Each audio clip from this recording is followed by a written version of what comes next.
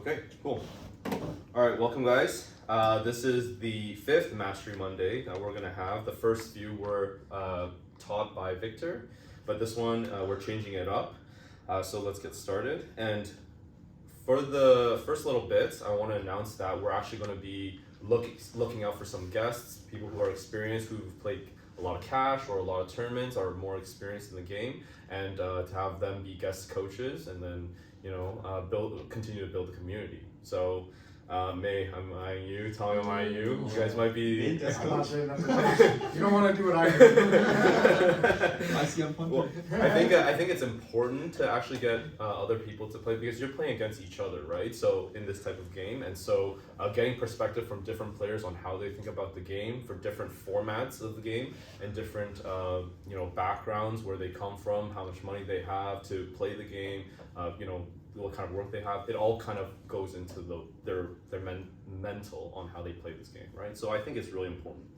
But thanks for having me as the 5th. This is my poker background. If you look at this picture here, I don't know if you can see it, but I have the absolute nuts here. It's just pocket jokers. Okay. I played cash games actually for about 10 years, but there was huge gaps in between, and like pretty much seriously for the last 1.5 years, the last year or so, and then half of another year when I first learned about the game. And so it went from playing literally $20 buy-ins all the way now to 1-2-1-3 mainly, 2-5s and 5-5, no limit deep stack. I started getting into tournaments more recently, literally end of last year. And then after learning some stuff from some professional coaches, literally professional players that are 30 plus million in live earnings, plus Victor and talking to some other players as well, then I was able to actually land in some final tables recently in the last few weeks, live and online.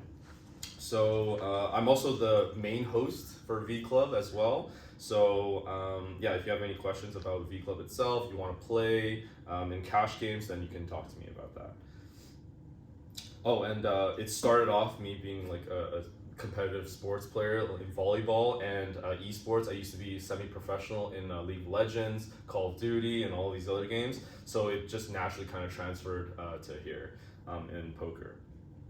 And these are some of the coaches, as well as they're the professional poker players I was talking about.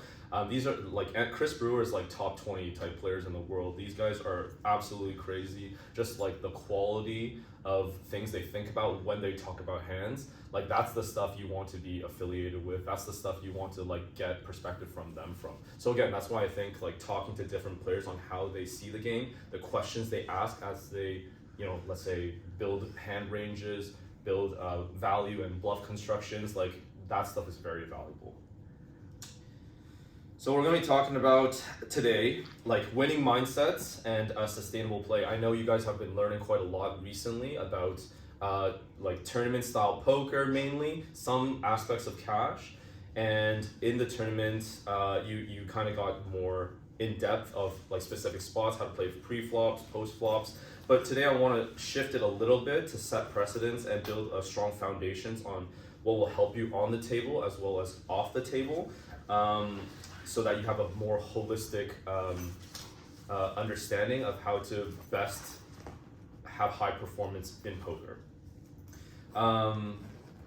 The first few things is mindset, on, off, external factors, health, sleep, things like this. Bankroll management is absolutely a huge one. A lot of people don't get this one right. Importance of playing consistently, game selection, studying for improvement, and also some other things you can do with it. If you're considering it to be a hobby or if a career, then you can also build a business with it. You can stake players. There's a lot of different things you can do with knowledge in poker. So now you might want to ask yourself, what are your poker goals? All of you here are here for fun. Some of you are actually aspiring to be professionals. Maybe you're a hobbyist, start a business, you're not sure. It depending on what you want to do, your mindset plus bankroll management and commitment to the game will all change. So mindset, absolutely a huge one. We're going to talk about these topics, and so let's get into it. Emotional control. This one I've had a lot of experience with, for sure. lost a lot of money, lots of, for sure, and how do you handle things like that, like bad beats and downswings? And most people think like this is the only form of tilt that you're going to face, but that's actually not true. There's actually positive and negative tilt, right? So negative tilt is when you're losing like a ton of money and then you're just not playing properly. You're not even thinking about how to play properly on the table anymore. You're just like, okay, I don't care anymore. I just want to gamble like my whole stack to just like a speculative hand like 9-10 suited or something like that. And obviously you run into it like against ace king, but if you like played it properly, you might have been able to get away from that, stuff like that. Positive tilt is actually when you're winning a lot of money, then you're elated, you're very happy, and you're actually thinking about the wrong reasons to play more hands. You start to play more loosely, which is okay, but again, the reasoning is what's important. So for example, if you're thinking about, oh, I'm winning a lot of money, therefore I feel like I can't lose, I'm just like a god right now, I'm gonna play a ton of hands, that's a bad reason to play more hands. You wanna think about like, oh, the good reasons may look like I'm in position, and this person raised in this way, I have a big stack, so I can play a wider range of hands. And so that stuff is like what you have to be thinking about to come to the conclusion of playing more hands, let's say. So this is what's really most important, making plus EV decisions. Some of you have learned this already, but it is about making it's about process over results and outcomes. So good results consistently every step of the way. There's actions to be made on pre-flops. Even before going to the tables, there's actions to be made like in your life to make sure that when you go to the tables, you're ready to make the best decisions. And when you're at the tables, how much you buy in for, what rules you set for yourself, what kind of session you plan to have, what goals you have for that session. And then when you're playing pre-flop, post-flop, turn rivers, there's literally decisions every step of the way. And for the emotional control aspect, recognizing and stopping tilt before it affects your play is absolutely critical. If you feel like you're losing but you're in a neutral state and you're like, I'm thinking about the hands probably, I like the way I played those hands, then you can you should be okay with rebuying and like getting back into the action. Because let's say you have an edge to keep playing, right? But if you're completely tilted, then maybe it's time to get out, sleep it off, and then reset for the next session. And this is actually a key thing. Being fully aware of this is actually extremely difficult. Like you need to know exactly what kind of image you're like representing to the table, and then you need to be conscious of what your opponents think you have. And what your image is to them. So like being aware of that it gets increasingly more difficult if you're very, very emotional. So growth-oriented thinking is it's pretty much very in parallel with like growth mindset and startups and stuff like that. You just want to be trying to extrapolate like as much information as possible, as much as you can learn in every single session. And if you make it more granular, every single hand you can learn something. Just because you fold a hand and you're not active in that hand doesn't mean you can't be learning something. It means that you can pay attention to what other people are doing on the table. Are they paying attention on the table? Are they like watching a sports game, or are they like playing online and not paying attention to the table, or are they like folding everything and only playing the absolute nuts, or are they like just talking and just socializing, just having fun, or are they like tuned in, focused, and they're a complete reg? There's a lot of things that you can extrapolate from that. And so because it's an information game, every single thing you can pull away from that to give yourself an edge is very, very important.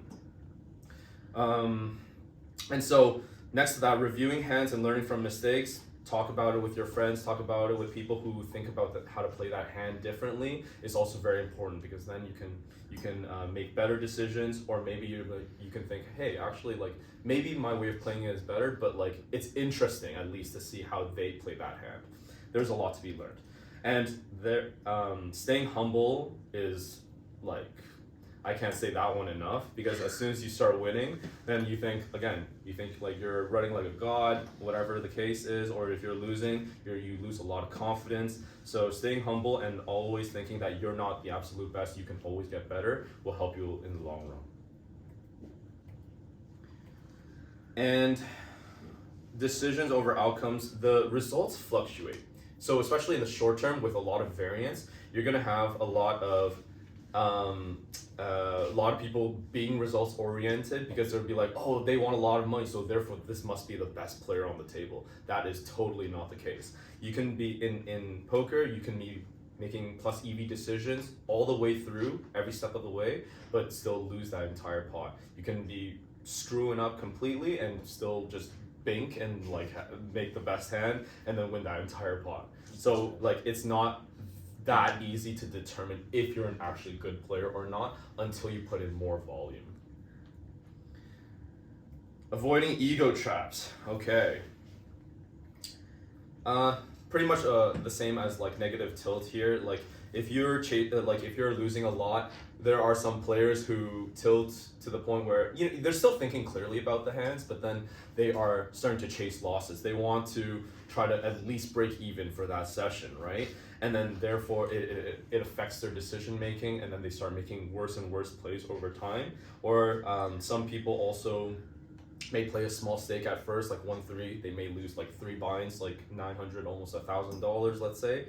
And then go to a stake that's a little bit higher so that they can quickly win that money back, right? Not only is that bad bankroll management, but clearly you're not staying humble, and you're like dealing with some level of like pride and ego when you're doing stuff like that. So respecting poker as a zero-sum game is critical, because on the table, like eventually the money runs out, unless there's just players just constantly flooding, like being switched out and just keep playing.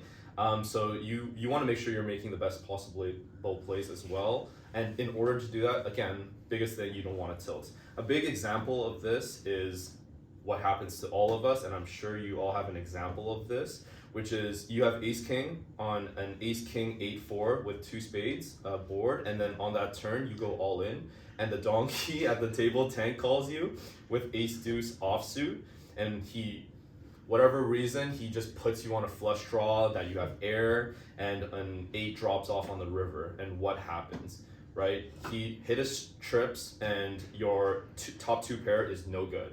Well, that is unfortunately and fortunately the miracle of poker, because you got all the money in when you were a favorite. You were gonna win that 95% of the time, and you ended up losing. So, but that's okay, because that's also what keeps bad players who make bad decisions when they're 5% favorites continuing to play the game.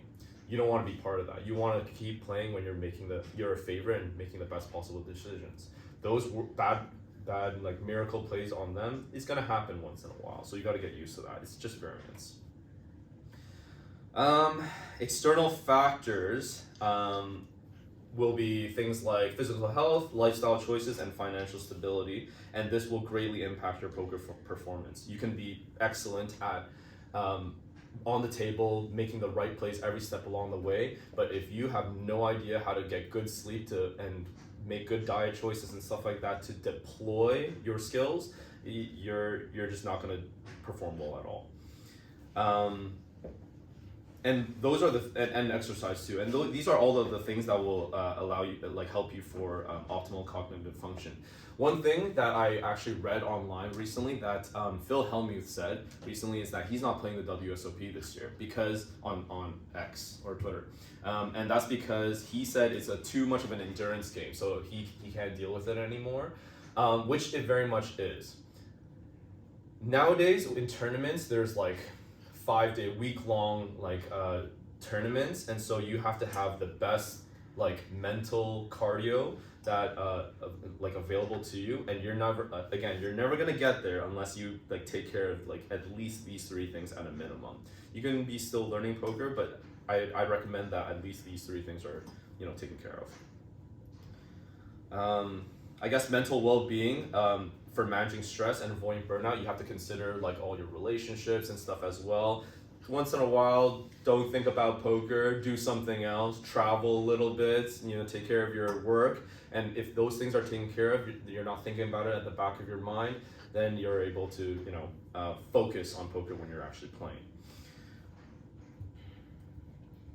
So those are those lifestyle choices and financial stability. If you are making 10K a month and you decide to play one buy-in in like a 10K buy-in game, that is a recipe for disaster, because you don't give yourself room to play along with the variance that is inevitably going to hit. There's a lot of whales in various stakes of the game, and if you're going in with just one buy-in, at some point they're gonna have aces, you're gonna have kings, and you're like, I'm gonna get it all in, and then you're just gonna lose, and then you're done, right? Part of the biggest points of playing poker is, if you love the game so much, you want to figure out all the different ways to construct your life so that you can consistently play this for the rest of your life, for however long you want to play, right?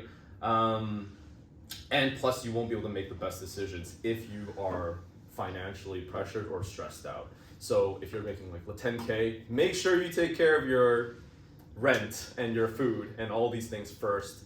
And what is left over, let's call that life roll, right? What is left over? Your poker bankroll could be like, a third of that.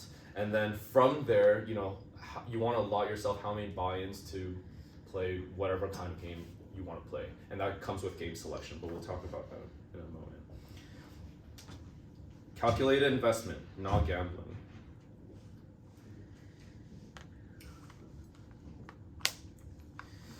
So bankroll management, this is what it segues into, is absolutely critical. There's some shot taking realities. I actually got the shot taking realities points from a Reddit that I read.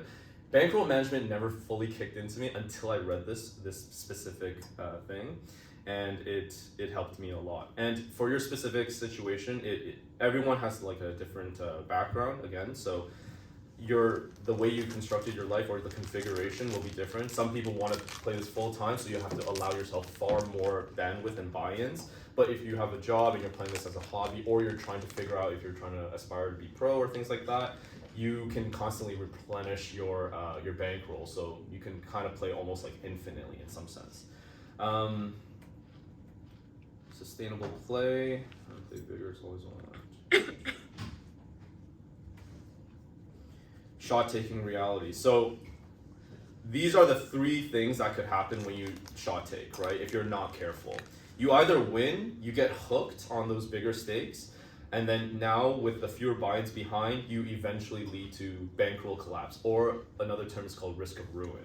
And if you lose, then you start chasing those losses, especially if you're like the type to be willing to take those gambles and those risks to play higher stakes. You're going to chase those losses at the higher stake with less buy-ins, and so it eventually leads to more rapid bust outs. And if you happen to break even, you're going to reinforce the idea that, I didn't lose or win money, so I'm skilled enough to play at this game, but you haven't allowed enough time for variance to kick in to properly know that yet. So it eventually leads you to one of the two outcomes in the beginning. So you always have to make sure that when you shot take, that you do it, and then you need to allow yourself enough buy-ins to sustainably play and smooth out that variance to realize your edge. So these are some general rules for people who don't know. If you're playing full time, then you have to make sure you have like 100, 200 buy-ins due to high variance for tournaments, and 30 to 50 buy-ins for cash games. This is excluding all of your necessities, by the way. So just as an example, if you're like each tournament is $100 buy-in, then you need to have like 20K, something like that for tournaments, just to do that high variance. Or if it's cash, for example, and you're playing like 1-3, then you need at least like, 15K or something. No, not 15K. Like I'm thinking 2.5. Sorry, but a substantial amount. And again, shot taking is like you need to be, if you're willing to move up, you need to also be ready to move down as well. Having that humbleness will help you in the long run as well. Another aspect is if you're not playing professionally or like full time, then again you can replenish your buy-ins. So you technically could do all this with less buy-ins.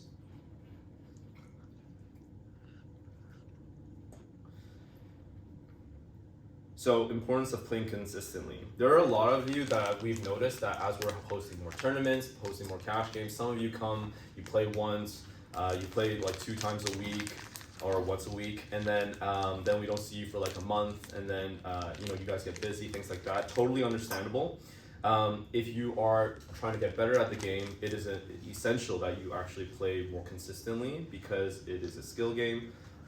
You need to smooth out variance, and you need to learn the aspects of building discipline within poker. What does that mean exactly? Well, it doesn't mean anything if you're like, you play one session and you run absolutely hot, and you got a small sample size that led to that really like lucky result. Because if you play live and you play one session, usually on average you're playing about 25 hands an hour, and so if you, let's say, play 4 hours, you've only played about 100 hands. Just to give you some perspective, pros play up to hundreds of thousands of hands per month.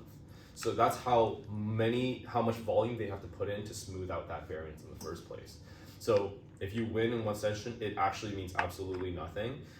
If you lose a lot, don't feel bad about it. It also means absolutely nothing in the grand scheme of things. Online, you can play a few more hands and you can multi-table, so that's how a lot of pros get their volume and get their practice. What's multi-table? Multi-table is when you're online and then you have multiple games opened up, so you're playing like multiple different tables.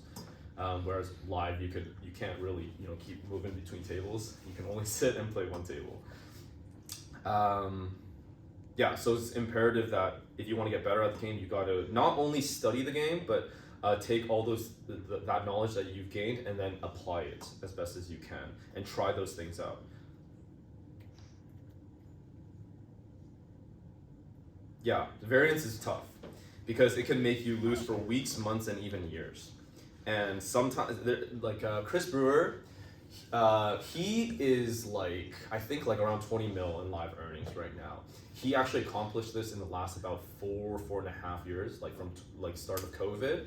And when he was playing live at his hometown Oregon in 2016, I think he said, to 2020, he was a losing player in his local games. He couldn't beat the rake, and he just couldn't play enough, and then the variance was just so great. Even when you watch him online, he's actually not even running the best either, right? But he continued to study the game, and he played online, and then he just like started winning like a ton of tournaments, and that's how he eventually like won all that money. But losing streaks are hard because they can make you doubt your skills. So that's ever more the reason why you gotta make sure your mental is as strong as it can be. So even when you're down, like how do you climb back out from that is all due to your mental fortitude and how you set yourself up for that success.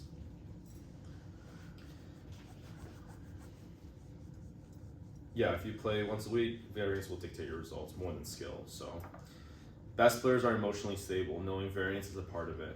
They won't care about bad beats. It happens.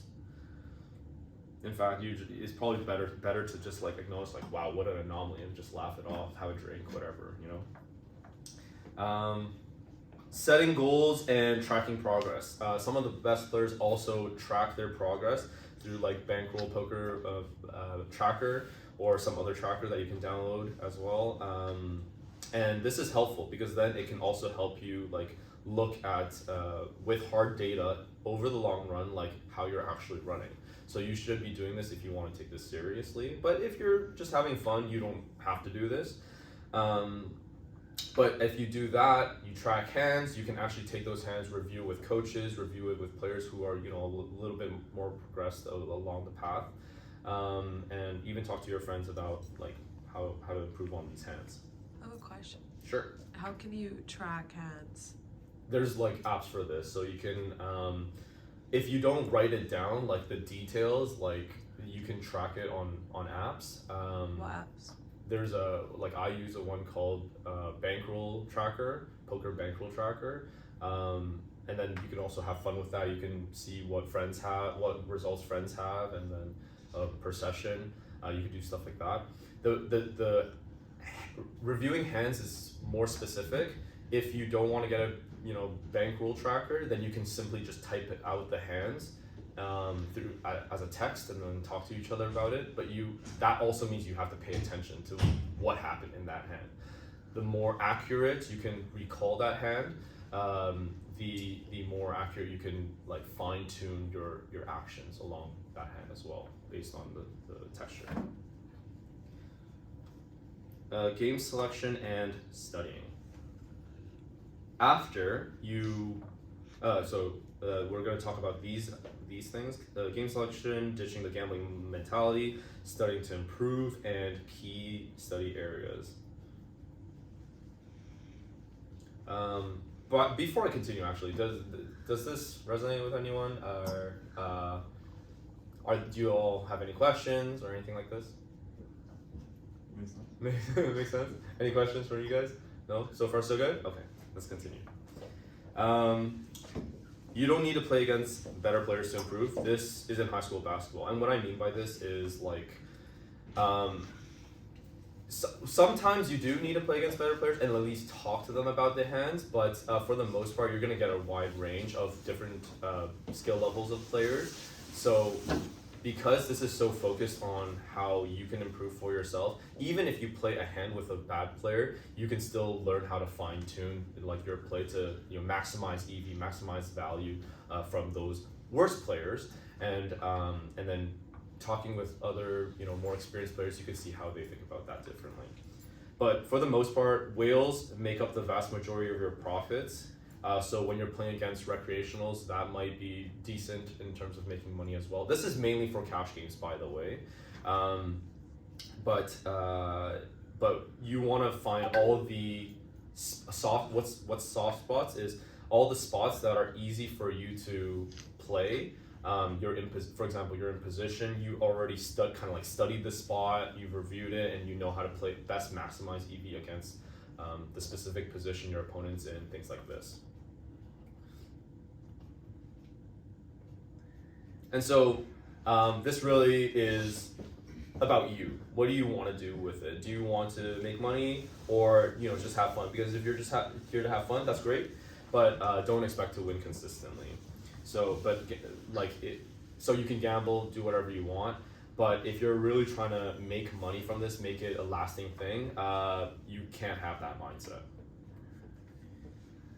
And you must study to improve, because if you aren't studying, somebody else is, and there's only one best player in the world. Everyone else is here to learn. So and resources are abundant. Not only are you guys learning something here, but there's a ton of stuff you can find online as well. If you're trying to study better mindset, for example, there's 3 books that I'd recommend. The Mental Game of Poker, Volume 1 and 2 by Jared Tendler. There's also the A Game. You can look at those. If you're looking to crush low stakes poker, you can listen to Jonathan Little's. There's a ton of free videos on that, giving you pre-flop ranges. You can do that stuff. If you're trying to play more exploitative, recently I've been watching and listening to Hungry Horse Poker. He's really good at crushing low stakes poker and playing an exploitative style with a strong GTO base. So yeah, tons of ways. If you want to study yourself and study very specific spots, you might use GTO Wizard or some other solver. Yeah, dependent on you. You can study all these different spots if you want. Opening, 3-range, post flop. These are all things that you can do on the table. But again, I mentioned all these other things that you can do off the table. Everything is extremely important to fully deploy your abilities. One thing I wanted to touch on is general population tendencies. If you play enough, you're generally gonna know that going to a casino, for example, and you might be playing a 1-3 game. What are the general population tendencies? There's gonna be a lot of players who don't know what they're doing, so they're usually drinking. They're drinking, having fun in a gambling mentality. So you can actually exploit these players. They limp a lot, and then if the raise to try to push them off and isolate them is not big enough, then you're gonna have a lot of callers, it's going to go multi-way, and it's going to be very hard to realize your equity. And also they're gonna what else? One more, re-raise very tightly and narrowly on their range. They're only gonna basically 3-bet or re-raise with the absolute best hands. They're usually never bluffing in those spots. Those are some population tendencies, and if you know that, then you can start to deviate away from those things and then play around that so you can outplay them essentially. So this is an example of all the things that I don't know, I guess. no, it's not you. These are all the things that I've learned in the last few months to a year or so that have helped me to play this hand in this very specific way. It's me over here. I just happen to have won this hand, but like it's more so the decision making that and thought processes that went into it that I really like about my hand here. And then this is like a player that we play with, we know, so I was able to profile this player and know kind of his individual tendencies and be able to like outplay him in the spots, right? So just to give you an idea here, hold on. So sick. So sick. Okay, wait, hold on. So there's right here on space that is the dealer. So just so you know how to read this, the buttons over here, small big blind is over here, right? So our villain is on the big blind, and then if What's a villain? that's the opponent I'm up against. Oh, I see. Yeah, so he's on the button, and then it folds on half potter, and then I open raise, right? And then it folds around to Sika over here. He calls, and then folds around, and then this person calls. So we're going 3 ways to the flop.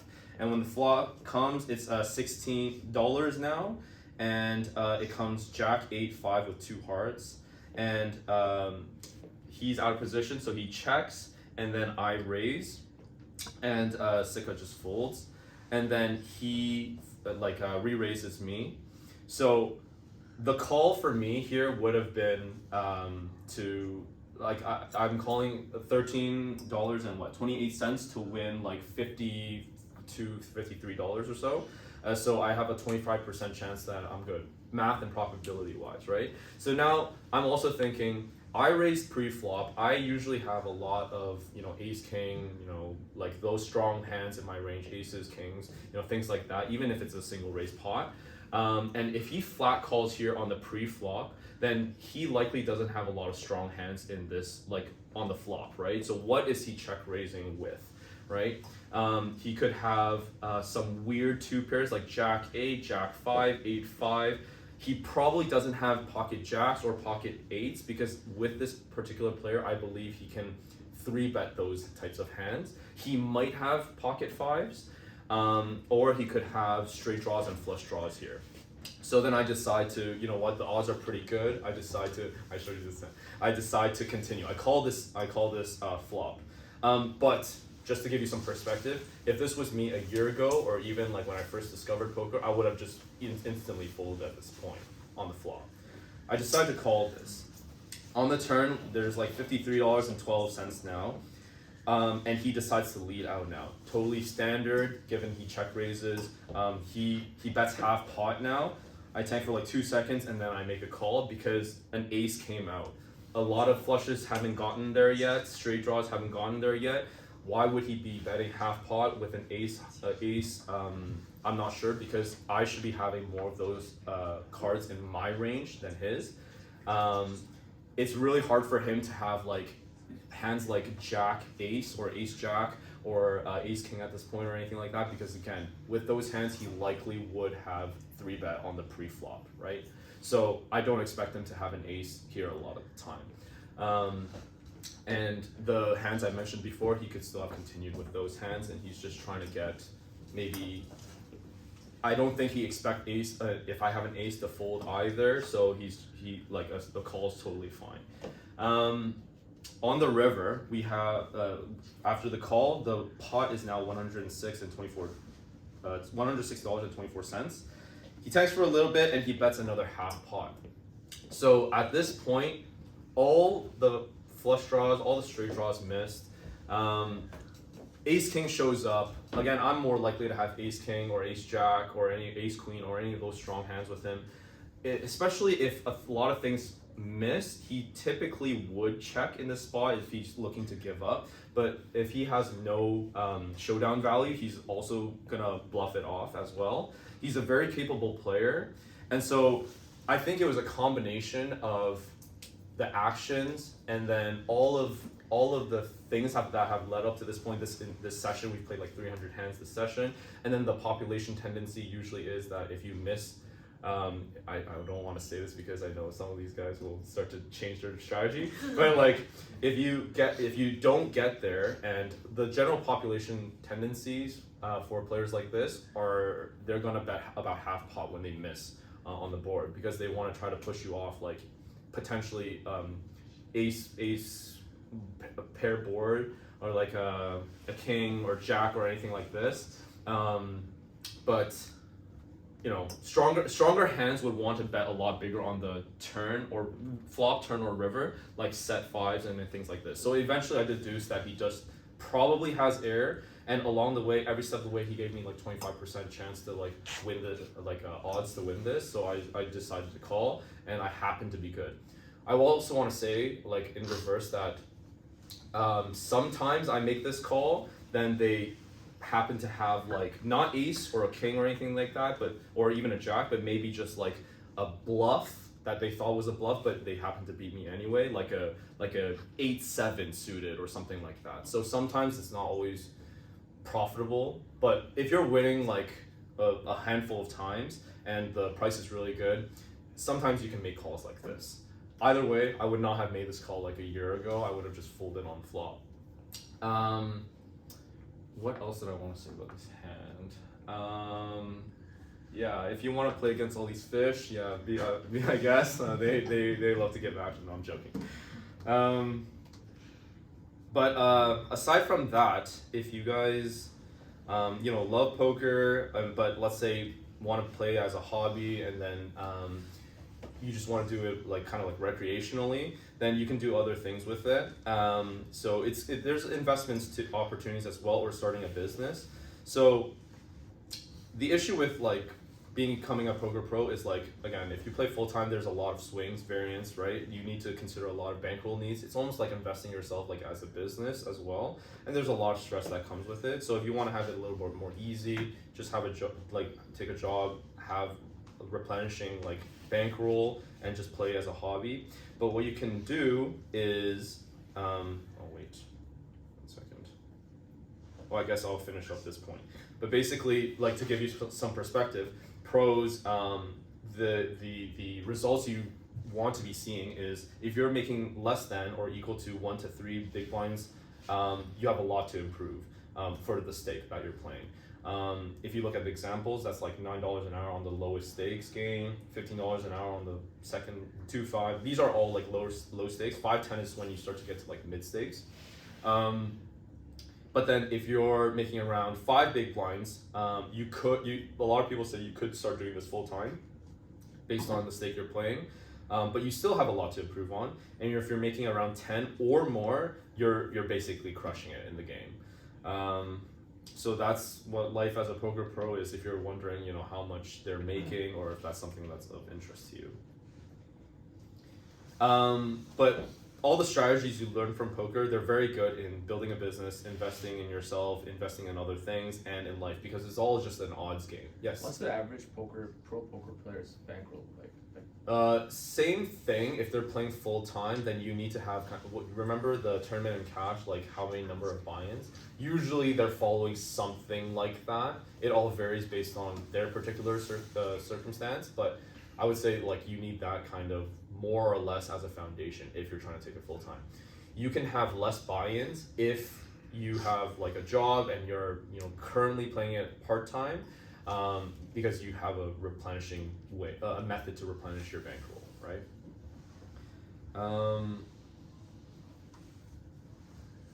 So yeah, like for like an example would be, building a business like this, like VClub, that's something you can do. Investments would be in poker related companies. Poker GPT is something Victor's building as well, some AI stuff. Tons of opportunities. You can network. There's like founders that you can meet here, investors. There's a founders poker thing you can do as well on Tuesdays every month. So that's also helpful. And again, I think like the discipline and everything that helps you make more solid decisions is very much tied with and in parallel with life. So we're almost done here. This is the last one, which is you can also stake players as well. So what that means is like if you notice like you're really good at identifying player tendencies, but you yourself are just like not that good at like playing poker, or like you just lose a lot of money, but going pro is not really like your thing, let's say, but you're really good at identifying like players and their skills. Or if you like to do that and also invest in other players, there's something called staking, and this is actually very prevalent in the pro poker world. A lot of them, that's their method of replenishing their bankroll to fight variance. If you don't have like a job, then they try to perform well over a large volume of hands, try to hit big on scores, like tournament scores and stuff like that. Then they take that as their resume and talk to other poker players or other people who just are whales and have money, and then they get staked. And staked is pretty interesting because you are someone could just invest 10K into you, and then that's just like kind of your role for the next like 3 months or something like that. And then you can win with that, and if you lose it, you don't technically have to pay it back. But if you like take another let's call it staking somewhere else and you win, you're kind of like respectively you're obligated to kind of like pay that back before you take anything home. But yeah, there's a ton of ways to navigate the world of poker, but hope you guys learned something from all of that. Yeah, thank you.